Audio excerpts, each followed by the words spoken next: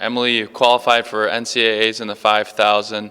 Considering how much you've gone through with injuries, how much does it mean for you to qualify? I've never been more excited for something in my whole life. I really worked hard towards this, and the 4 years there was a lot of injuries and things that came up that hindered my running, and I knew coming into my 5th year that I had some goals that I needed to meet, and this was all I had left, so I gave it my all, and I'm really excited. Allie, you've qualified for NCAAs in the triple jump. You qualify on your last jump at the regionals last weekend. Kind of talk about how crazy that was and how everything unfolded. So going into all my jumps, it was just a roller coaster, basically. So I got the jump previously. I kind of relaxed and stopped thinking about the competition. My coach told me just to have fun. So my last 2 jumps really showed what actually just relaxing and having fun does for competition. And then my last jump was the furthest I've ever jumped by a foot, and it was nerve-wracking because at first they weren't sure on the tape, and then they had to come back, and so we weren't sure what was going on. So a moment that was supposed to be all shouting and crazy was kind of diminished, which I kind of hope to reach that point at, this weekend, so that I can really feel satisfied with that moment. What has been the key to you being able to come into form this season?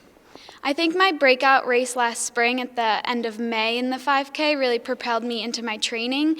Since I didn't have cross-country eligibility, I spent all fall training by myself, and it just took a lot of consistent training, and I focused a lot on things like my food and nutrition and water and sleep, and those have, I think, been really big factors in helping propel my running to where it's become. Now you've set PRs on back-to-back weekends. How much further do you think you can go here at NCAAs?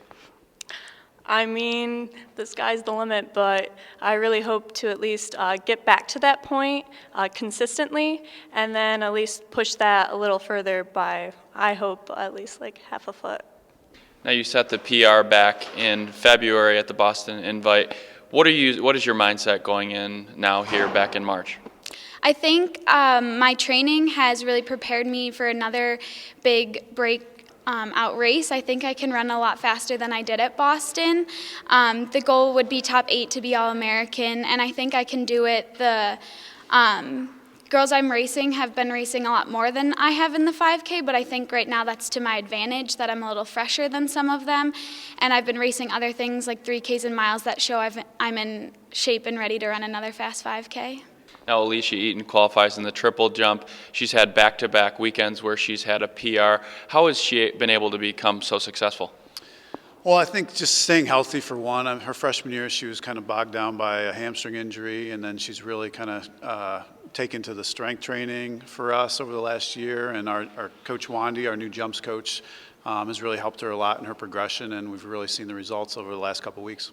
Emily Thompson makes it in the 5,000. You've seen her now in her 5th year battling some injuries. How much does it mean to see her make the NCAAs? It's just an awesome and truly exciting accomplishment for her. I mean, every year it seems like she's had one random thing after another with injuries.